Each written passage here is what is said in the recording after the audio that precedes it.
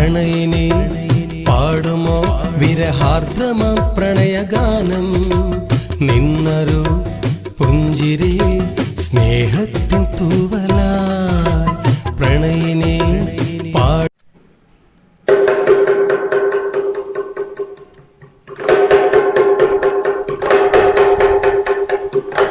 അല്ല ചങ്ങാതി, എന്തിനാ അങ്ങനെ ആലോചിച്ച് വിഷമിച്ചിരിക്കണേ?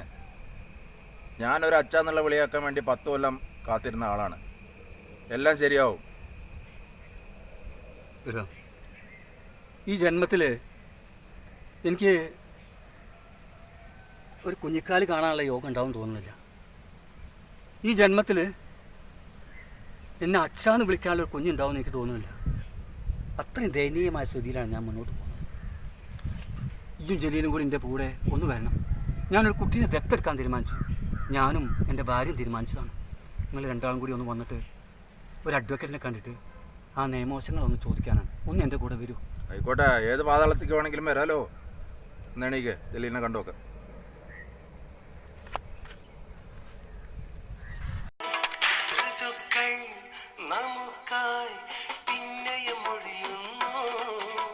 വസന്തവും ശിശിരവും പൂക്കൾ പൊഴിക്കുന്നു, ഋതുക്കൾ നമുക്കായി പിന്നെയും ഒഴിയുന്നു.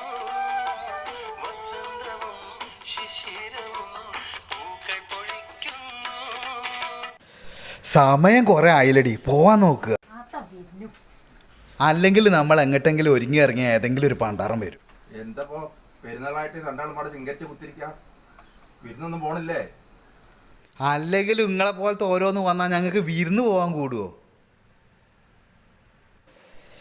ഏതായാലും നിങ്ങൾ വന്നില്ലേ, കയറി കുത്തിറക്കി.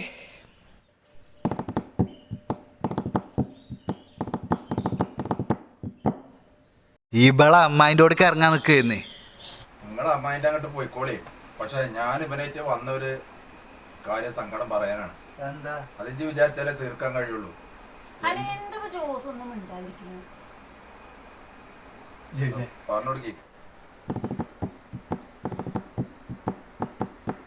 എന്തെങ്ങ ഈ പ്രശ്നം? നിങ്ങൾ എന്നെ ഒന്ന് സഹായിക്കണം, എന്നെ ഒന്ന് രക്ഷിക്കണം. ഞാനൊരു കുഞ്ഞിനെ ദത്തെടുക്കാൻ പോവാണ്. ഈ ജന്മത്തിൽ എനിക്കൊരു കുഞ്ഞുണ്ടാവില്ല എന്നുള്ളതാണ്. എനിക്കൊരു കുഞ്ഞിക്കാല് കാണാൻ കഴിയില്ല എന്നുള്ളതാണ്. എന്നെ ഒരു അച്ഛായെന്ന് വിളിക്കാൻ ഒരു കുഞ്ഞുണ്ടാവില്ല എന്നുള്ളതാണ്.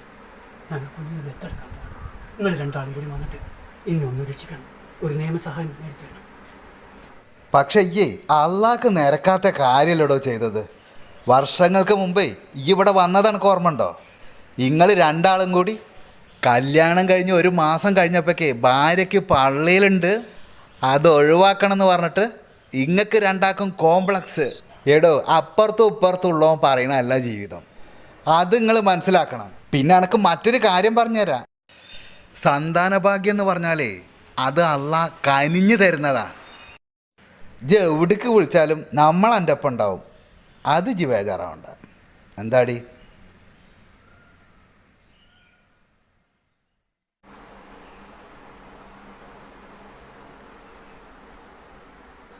നിങ്ങളൊന്ന് ഓർത്തോളി, ഒരിക്കൽ വേണ്ടാന്ന് വെച്ച് ഇല്ലാതാക്കി കഴിഞ്ഞാല് പിന്നെ വേണമെന്ന് വെച്ചാൽ കിട്ടണ ഒന്നല്ല സന്താന ഭാഗ്യം.